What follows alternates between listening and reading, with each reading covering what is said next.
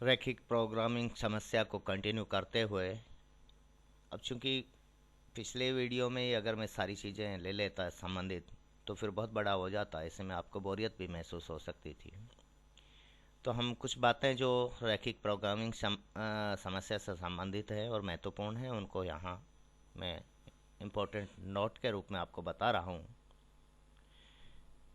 पहली चीज़ है कि यदि उद्देश्य फलन को अधिकतम करना हो, मैक्सिमाइज करना है, और संरचनात्मक प्रतिबंध less than equal to form में हो तो डमी वेरिएबल्स जो है मूक चर के रूप में हम स्लैक वेरिएबल्स जोड़ते हैं, ऐड करते हैं, प्लस करते हैं। ठीक है, एक बात। दूसरी बात, ये हर जगह काम आएगी, इसलिए ये पिछले वीडियो से संबंधित नहीं है, हर वीडियो से संबंधित है। जब भी हम सिंप्लेक्स टेबल का यूज करते हैं, यदि उद्देश्य फलन को न्यूनतम करना हो, यहाँ तो हम कह रहे हैं अधिकतम करना हो, लेकिन अगर उद्देश्य फलन को न्यूनतम करना हो, जैसे लागत को न्यूनतम करते हैं एक उत्पादक, तो मिनिमाइज जेड, यह होगा ना प्रॉब्लम। तो और संरचनात्मक प्रतिबंध ग्रेटर देन इक्वल टू, यहाँ तो लेस देन इक्वल टू थे, यहाँ ग्रेटर इक्वल टू फॉर्म में हो तो मूक चर हैं जो डमी वेरिएबल्स हैं उनके रूप में सरप्लस वेरिएबल घटाए जाते हैं। ध्यान दीजिए, सरप्लस वेरिएबल माइनस करेंगे, घटाए जाते हैं, और आर्टिफिशियल वेरिएबल जोड़े जाते हैं। ठीक है, आर्टिफिशियल वेरिएबल्स ए के साथ उद्देश्य फलन में भी जुड़ेंगे। ए आर्टिफिशियल वेरिएबल के लिए ए काम में लेंगे, सरप्लस वेरिएबल के लिए हम एस काम में लेंगे।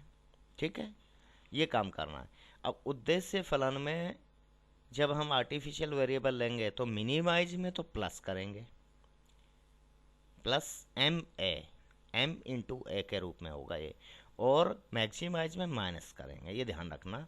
और यहाँ एम का मतलब है बहुत बड़ी संख्या, M is very large, M का मान बहुत बड़ा होता है। अब हम बात करें प्राइमल और डुअल की। प्राइमल एंड डुअल, आद्य एवं द्वैत, ये रैखिक प्रोग्रामिंग में आद्य और द्वैत का बहुत महत्व है। किसी भी रैखिक प्रोग्रामिंग समस्या का एक प्रतिरूप, जिसे हम काउंटर पार्ट कह सकते हैं, तो होता है, किसी भी रैखिक प्रोग्रामिंग समस्या का एक काउंटर पार्ट होता है जिसे उस समस्या का द्वैत कहते हैं, ड्वेल, और मूल समस्या को आध या प्राइमल कहते हैं। ठीक है, अब जैसे मैं बात करूं, इसी एग्जाम्पल को फिर से ले रहा हूं। Primal, maximise pi equal to 6x1 plus 7x2, subject to प्रतिबंध 2x1 plus 3x2 less than equal to 12, 2x1 plus x2 less than equal to 8, x1 and x2 both are greater than equal to 0। ये primal problem है, primal है LPP का आद्य है। अब इसका हम द्वैत बनाना चाहें, द्वैत बनाएं, तो प्राइमल से जब द्वैत बनाएंगे तो हम मैक्सिमाइज को मिनिमाइज करेंगे। तो मिनिमाइज, अब ये पाई नहीं रहा है, पाई स्टार, क्योंकि फिर तो कंफ्यूज हो जाओगे ना। अब मिनिमाइज पाई स्टार, अब देखिए क्या कर रहे हैं हम, ये जो हैं ये कॉन्स्टेंट्स हैं, जो संरचनात्मक प्रतिबंध में जो संख्याएं हैं इनको ऊपर ले रहे हैं इनके गुणांक के रूप में, और इच्छित चर x1 x2 की जगह y1 y2 लेंगे। तो 12 ये y1 प्लस 8 y2 ले लिया साहब। ये तो संरचनात्मक वो उद्देश्य फलन में बदलाव आया, मैक्सिमाइज की जगह मिनिमाइज किया, लेकिन साथ में गुणांक बदले हैं। यहाँ 6 7 थे, वो 12 8 हो गए, 12 8 यहाँ से लिए। सब्जेक्ट टू प्रतिबंध, ये मैं हालांकि आपके लिए मेरे ख्याल से डिटेल में आपके सिलेबस में नहीं है, फिर भी एक इंट्रोडक्टरी बात कर रहा हूँ। प्रतिबंध, अब प्रतिबंध में क्या होगा, ट्रांसपोज मैट्रिक्स के रूप में ले जाएंगे इसको। पहले मैट्रिक्स बनाते हैं ना जब हम संरचनात्मक प्रतिबंधों की, तो ये 2 3 है, जो 2 3 मैट्रिक्स जब बनाएंगे, 2 1, और जो चर होंगे x1 x2, तो इसको क्या करेंगे, ट्रांसपोज करेंगे। ट्रांसपोज करेंगे तो ये 2 उधर चला जाएगा, तो 2 3 की जगह ये 2 3 नीचे भाई पंक्ति स्तंभ में, स्तंभ पंक्ति में बदल जाएगा। तो ये जो है ये तो पहली पंक्ति हो जाएगी, ये स्तंभ पहला स्तंभ पहली पंक्ति बन जाएगी, दूसरे स्तंभ दूसरी पंक्ति बन जाएगा। बस सीधा सही समझ लो। तो 2y1 प्लस 2y2, अब ये चिन्ह है जो लेस देन से ग्रेटर देन हो जाएगा, और ये गुणांक है जो उद्देश्य फलन के गुणांक में जो इच्छित चरों के गुणांक है वो प्रतिबंध में कांस्टेंट के रूप में आ जाएंगे। ग्रेटर देन इक्वल टू का साइन हो जाएगा, मतलब एकदम उल्टा होगा काउंटर पार्ट के रूप में। 2y1 plus 2y2 greater than equal to 6, 3y1 plus y2 greater than equal to 7, और y1 and y2 both are greater than equal to 0। इस तरह से होता है प्राइमल और डुअल। मेरे ख्याल से आपके देखूंगा, अगर ये सिलेबस में नहीं हुआ तो कोई बात नहीं है, और मेरे ख्याल से है भी नहीं, फिर भी खैर एक सामान्य रूप से मैंने बात की है, इस पर ज़्यादा डिटेल में मैंने आपसे बात भी नहीं की। अब हम बात करते हैं, एक और उदाहरण लेते हैं। अब तक तो मैंने मैक्सिमाइज का लिए हैं सिंपलेक्स टेबल से, जब हम सॉल्व कर रहे हैं एक मिनिमाइज का एक एग्जांपल ले लेते हैं ताकि कोई दिक्कत नहीं आए। चलो उस क्वेश्चन को लेने से पहले प्राइमल और डुअल जब चूंकि हमने रखा है सामने, तो फिर इसको एक बार कंप्लीट क्लियर करते हैं। जैसा कि मैंने बात की थी आपसे अभी, प्राइमल और डुअल का जो डिफरेंस है कि किसी भी रैखिक प्रोग्रामिंग समस्या का जो एक काउंटर पार्ट या प्रतिरूप होता है उसे हम द्वैत कहते हैं, और मूल समस्या को प्राइमल कहते हैं। और प्राइमल इस तरह का होता है, मैक्सिमाइज है उद्देश्य फलन, तो डुअल में मिनिमाइज हो जाएगा। और प्रतिबंधों में, संरचनात्मक प्रतिबंधों में जो बदलाव आते हैं, अगर ये लेस देन इक्वल टू है तो greater than equal to form में चले जाएंगे। और इस वेरिएबल्स को भी हम बदल देते हैं ताकि कन्फ्यूजन ना रहे। अब जैसे यहाँ x1 x2 है, तो यहाँ हमने y1 y2 लिया है। और इस बात को देखो, मैं थोड़ा सा यहाँ आपको बताता हूँ द्वैत में परिवर्तन के नियम क्या है। Maximise pi equal to 6x1 plus 7x2, ये हमारे पास है primal problem. Subject to 2x1 plus x2 less than equal to 12, ठीक है, and 2x1 plus x2 less than equal to 8, x1 and x2 greater than equal to 0। ये primal problem. अब इससे द्वैत बनाना है हमें। तो द्वैत बनाना के लिए क्या करते हैं, पूरा मैंने लिखा है और मैं समझाऊंगा अभी आपको। यहाँ देख लो, चलो सबसे पहला काम है उद्देश्य फलन को अधिकतम से न्यूनतम, या अगर ये न्यूनतम है तो इसको अधिकतम करेंगे, यदि ये मैक्सिमाइज है तो मिनिमाइज करेंगे, और मिनिमाइज है तो मैक्सिमाइज करेंगे। ठीक है, पहला काम। दूसरा काम, चॉइस वेरिएबल्स जो हैं, इच्छित चर है x1 x2 यहाँ हैं, इनके स्थान पर नए जो है चर हम लेंगे वो y1 y2 लेंगे, जैसा कि यहाँ लिया है, या फिर a b ले सकते हैं ताकि कोई कन्फ्यूजन नहीं आए। दूसरा काम क्या करेंगे, जो आद्य है प्राइमल है, इसके उद्देश्य फलन में इच्छित चरों कौन से x1 और x2 उद्देश्य फलन में इच्छित चरों के गुणांकों के पंक्ति सदिश को, ये जो रो वेक्टर है, पंक्ति सदिश को ट्रांसपोज करके द्वैत के संरचनात्मक प्रतिबंधों में कांस्टेंट पैरामीटर्स के स्तंभ सदिश के रूप में लेंगे। अब ये आपके शायद समझ में नहीं आया हो, चलो मैं बताता हूँ। ये जो प्राइमल में उद्देश्य फलन है, इसमें x1 x2 के गुणांक 6 और 7 हैं। इसको जब हम लिखेंगे 6 7 हैं, यूँ लिखते हैं ना हम, यूँ मैट्रिक्स के रूप में लिखते हैं, और चॉइस वेरिएबल x1 x2, तो ये पंक्ति के रूप में है 6 और 7। ठीक है, इनको हम संरचनात्मक प्रतिबंधों के जो गुणांक हैं वो कांस्टेंट हैं, कांस्टेंट पैरामीटर्स हैं, इनके रूप में लेंगे स्तंभ के रूप में। यहाँ तो ये पंक्ति के रूप में, स्तंभ के रूप में, तो 6 और 7 यहाँ ना रह के यहाँ चला जाएगा, 6 और 7 ये आ गया, देखो ऐसे कर लेंगे। ठीक है, पहला काम क्या कर रहे हैं कि यदि मैक्सिमाइज है तो मिनिमाइज करेंगे उद्देश्य फलन को। दूसरा काम, उद्देश्य फलन में जो इच्छित चरों के गुणांक हैं, इन गुणांकों के पंक्ति सदिश को रूपांतरित करके और संरचनात्मक प्रतिबंधों में जो कांस्टेंट पैरामीटर्स हैं उनके गुण जगह रखेंगे। ठीक है,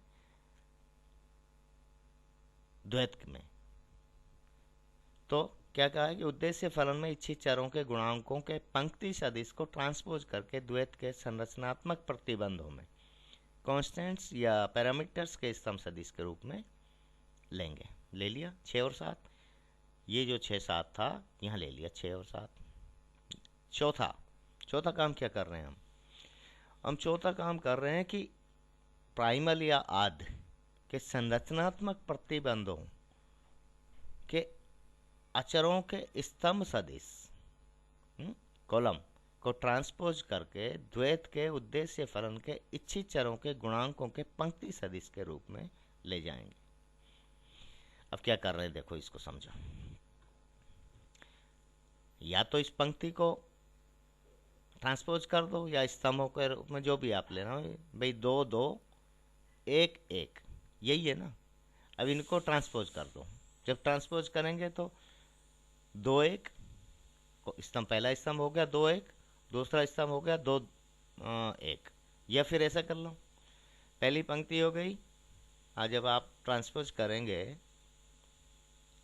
तो पहली पंक्ति 2 2, दूसरी पंक्ति 1 1, इस तरह से।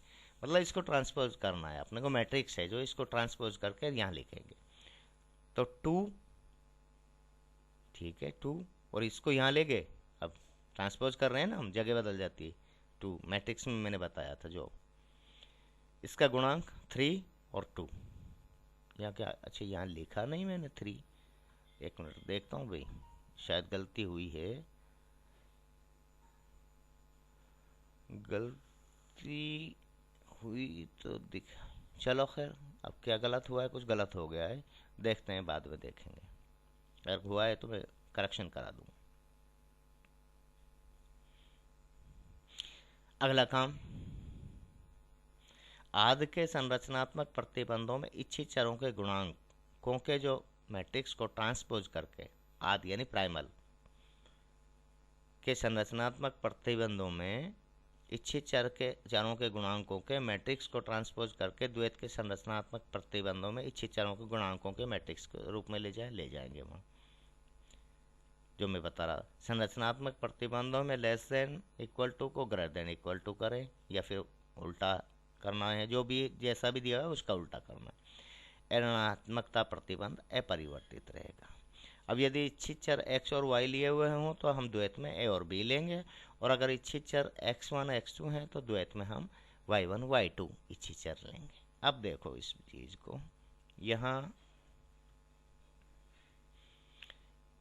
इसमें इसमें ये गलती है, मैं लिख नहीं पाया। यहाँ 3 है x2 का गुणांक, क्योंकि उसी उदाहरण को हमने लिया था ना, 2x1 + 3x2 less than equal to 12। तो ये आप करेक्शन कर लेना, ठीक है। अब मोटे तौर पे समझाऊं मैं इसको, तो कैसे करेंगे ऐसे कि ये प्राइमल है और ये इससे डुअल बनाना है। प्राइमल में उद्देश्य फलन है जो मैक्सिमाइज है, इसको मिनिमाइज करके लिखेंगे। पाई है तो पाई स्टार लिख देंगे, जेड है तो जेड स्टार लिख देंगे, ठीक है। अब इसमें इच्छित चर हैं जो चॉइस वेरिएबल है x1 x2 है, इसकी जगह हम y1 y2 वेरिएबल्स लेंगे। इसके गुणांकों का क्या होगा, इन गुणांकों को, इनको तो भूलो, और जो प्रतिबंधों में जो गुणांक हैं इनको ले लो। y1 का गुणांक पहले प्रतिबंध और y2 का गुणांक दूसरा प्रतिबंध का जो है पैरामीटर है वो हो जाएगा। तो 12 y1 + 8 y2। तो उद्देश्य फलन में क्या बदलाव है, minimise pi star equal to 12 y1 + 8 y2 यहाँ से लिया है। इसको हमने स्तंभ को ट्रांसपोज कर दिया, और स्तंभ को मैट्रिक्स में उसमें रो में बदल दिया, पंक्ति में बदल दिया, पंक्ति सदिश के रूप में ले गए, ठीक है। इन 6 7 का क्या करेंगे, इनको संरचनात्मक प्रतिबंधों में ले लेंगे। ये पंक्ति है तो इसको स्तंभ के रूप में ले जाएंगे। देखो यहाँ ले लिया मैंने 6 7। अभी ये भूल जाओ ये चिन्ह। अब फिर इसमें क्या बदलाव आएगा, इसमें बदलाव ये आएगा कि ये 3 था, ये मैंने लिखा नहीं है, मेरे से गलती हुई है, छूट गया है, क्योंकि यहाँ तो दिखा रहा हूँ यहाँ नहीं है। तो 2 इसके अवयव, मैट्रिक्स के अवयव 2 3 और 2 1 है। पहली पंक्ति 2 3, दूसरी पंक्ति 2 1 है। पंक्ति को स्तंभ बदल दो, ट्रांसपोज हो जाएगा। 2 पहली पंक्ति अब क्या हो जाएगी, 2 2 और दूसरी पंक्ति 3 1। तो जब इसको ट्रांसपोज कर दिया तो इसके गुणांक जो हैं चरों के, अभी चर तो बदल गए, y1 y2, x1 x2 की जगह y1 y2 हो गए। तो पहली पंक्ति में देखो आप 2y1 + 2y2, ठीक है। इसको ट्रांसपोज करने हैं भाई, ये दो पहला स्तंभ है जो, ये पहली पंक्ति बन जाएगा। तो पहले स्तंभ का गुणांक है 2 और 2, तो 2 2 लिख दिया हमने पंक्ति के रूप में। y1 y2 चॉइस वेरिएबल हो गए। दूसरी पंक्ति 3 1, तो 3 1 बनेगी, स्तंभ 3 1 है, तो ट्रांसपोज होने के बाद 3 पंक्ति के रूप में आ जाएगा 3y1 + 2y2 हो गया साहब, ठीक है। स्तंभ पंक्ति में, पंक्ति स्तंभ में बदल जाएगी, सीधा सा ट्रांसपोज करना होता। अब एक और है, लेस देन इक्वल टू है, इसको ग्रेटर देन इक्वल टू कर देंगे, ठीक है। ये इनमें कोई चेंज आएगा नहीं। तो इस तरह से डुअल बनाते हैं, प्राइमल से इस तरह से डुअल बनाते हैं। प्राइमल को आध और डुअल को द्वैत कहते हैं। अब और इसमें क्या रह गया, ये एक चीज़ और जो मैं बता रहा था कि यदि इच्छित चर x और y के रूप में हों तो द्वैत में इच्छित चरों को फिर हम x1 x2 के रूप में या y1 y2 के रूप में नहीं ले सकते, तो उस स्थिति में a और b के रूप में ले लेंगे ताकि कन्फ्यूजन ना हो। तो इस तरह से प्राइमल से डुअल बनाया जाता है। और primal, dual of dual is equal to primal. यदि किसी, वो खैर छोड़िए, यहाँ तक ये आपके लिए ठीक है। अगला एक और उदाहरण आगे अब हम लेंगे मिनिवाइज का, लेकिन अभी तो यहाँ ख़त्म कर रहा हूँ। खैर, थैंक यू।